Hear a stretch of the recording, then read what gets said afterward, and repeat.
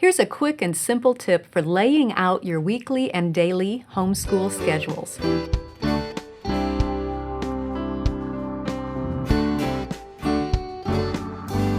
Welcome to the Simply Charlotte Mason podcast. I'm Sonia Schaefer. Planning for your homeschool can sometimes seem overwhelming, but let me encourage you that the more you do it, the easier it gets. And today, I want to share with you a quick and simple trick that I use when I'm trying to lay out a weekly schedule and a daily schedule. I've been using this technique for more than 10 years, and I've shared it with hundreds of homeschooling mamas all over the world. It's really quite simple, but that's the beauty of it. You'll need a stack of index cards and a large, flat space. It might be the dining room table or your bedroom floor. Here's a tip. Choose a low traffic area, or do this during a time of the day when you won't have to share your space with little hands and feet. Now, if that's next to impossible, you might want to use self-stick notes instead of index cards. Grab 4 or 5 cards and write on them the days of the week that you do your schooling. Maybe Monday through Friday. Write those one per card. Or if you homeschool 4 days per week, write those days, maybe Monday through Thursday, or Tuesday through Friday, or Monday, Wednesday, Friday, and Saturday. There are many ways to set up your weekly schedule, so do what fits your family best. Lay out those day cards in a row, in order. For my example, I'm going to use a 5-day week, Monday through Friday. So I lay out Monday, Tuesday, Wednesday, Thursday, Friday, across in a row. Now, think about any outside commitments that you have regularly. Perhaps you go to a co-op every Monday. If so, write co-op on a card and lay it below Monday. Maybe you have piano lessons every Thursday or an occupational therapy session every Friday. Any regular weekly activities that occur outside the lessons in your home, write those on cards and lay them below the days on which they happen. It helps to put those outside activities in place first, so you can see those extra commitments as you arrange your home schedule. With the outside commitments already in place, you can plan around them and make sure you're not overloading those days and setting yourself and your children up for frustration and stress. Don't worry about when those activities occur during the day, whether it's morning or afternoon or evening. For now, just lay each one below the day on which it occurs. We'll arrange each day later. For my example, I'm going to add piano lessons on Thursdays. Once you have those outside commitments in place, and by the way, this might be a good time to take a look at all of your outside commitments and see how many are there. Is that a manageable load? Or is it starting to expand and beginning to encroach on the time you need for unhurried home lessons and good home care? Only you can answer that question for your family. But let me encourage you that if you look at those outside activity cards and wonder how you're ever going to be able to do it all, don't. Take steps now to simplify. Don't set yourself up for chaotic pressure cooker days. Give yourself and your children margin in your schedule and guard that margin.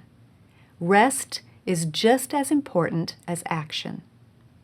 All right, enough on that rabbit trail. Once you have those outside commitments in place, you can start adding in your school subjects. Take each subject one at a time, determine how many days per week you need to do that subject, and write it on that many cards. If you're going to be doing American history 2 days per week and world history 2 days per week, write American history on 2 cards and world history on 2 cards. If you want to do scripture memory every day, write it on 5 cards. Picture study is usually done once a week, as are nature study and music study and handcrafts or art instruction. Now, if you're not sure how many days per week you need to do a subject, let me refer you to the episode called 5 Steps to Planning Your Charlotte Mason Education. In that episode, I break down planning into 5 simple steps, starting with the big picture, then gradually narrowing the focus to your year, your term, your week, and your day. When I talk about your term and your week, I explain how to figure out how many days per week you will need to cover a subject. So check out that part of that episode if you need a refresher. I'll leave a link in the notes. Once you get the subjects written on the number of cards that you need, all you have to do is select which days of the week you want to do them. I'm doing American history on 2 days per week, so I'll pop those 2 cards onto Monday and Tuesday. I'm doing world history on 2 days, so I'll put one on Wednesday. Oh, and then I have a decision to make. I have piano lessons already on Thursday, so I know I want to keep that day relatively light so as not to overload it.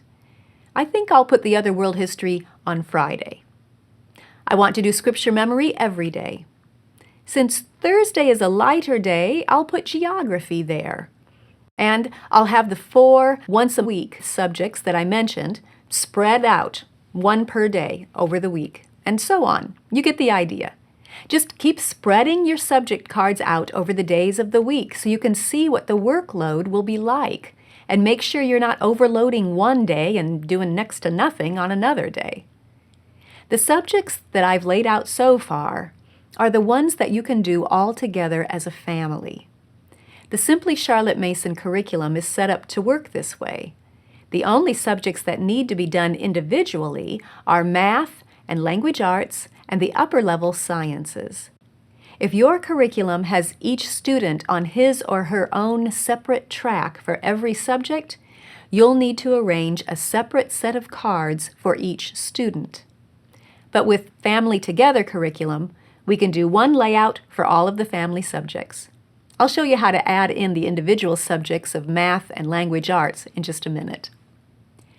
Once you have your family work distributed across the days of the week the way that you want them, then go back and focus on each day, one at a time.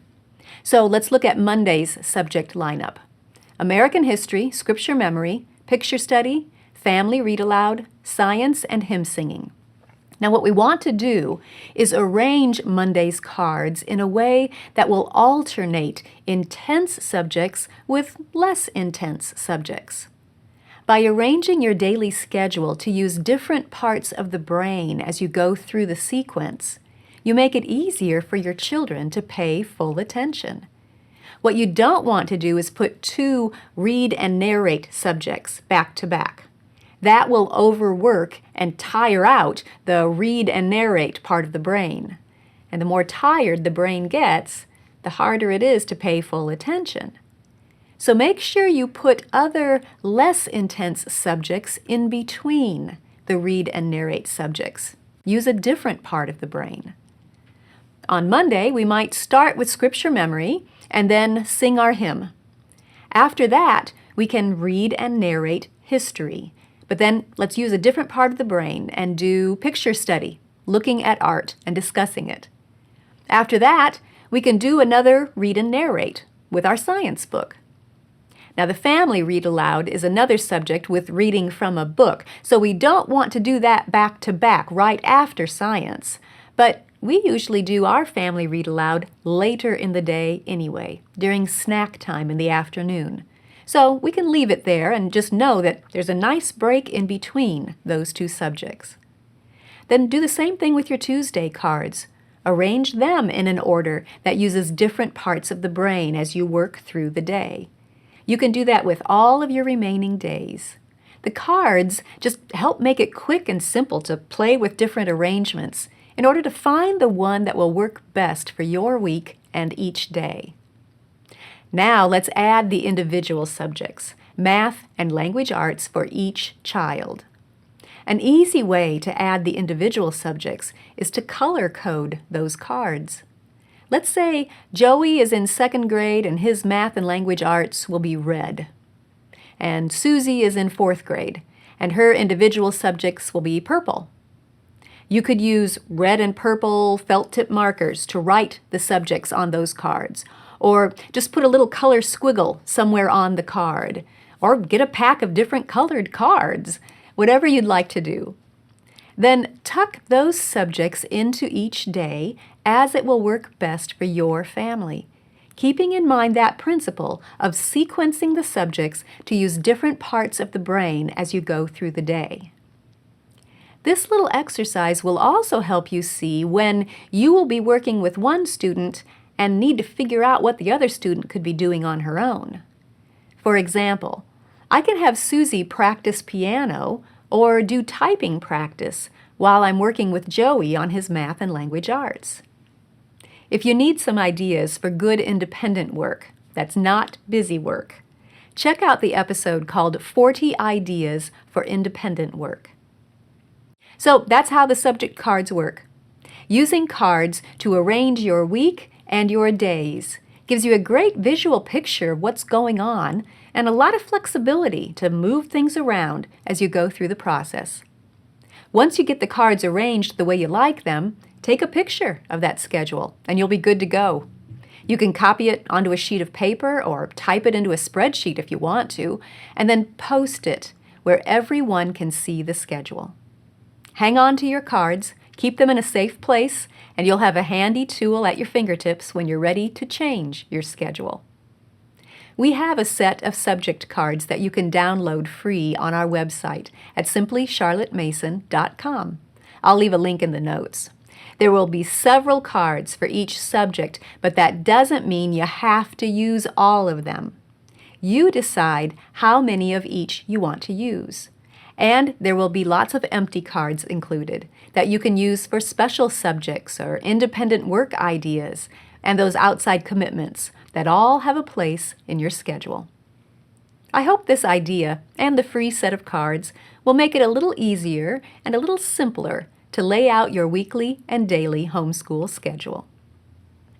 If you enjoyed this video, subscribe through iTunes, Facebook, Instagram, Google Play, YouTube, or your favorite podcast app so you don't miss an episode. You can also subscribe to the audio version of this podcast or read the blog post on our website at simplycharlottemason.com. All of those links will be in the notes, along with links to the resources and the free subject cards that I mentioned. Thanks for joining me. I'll see you next time.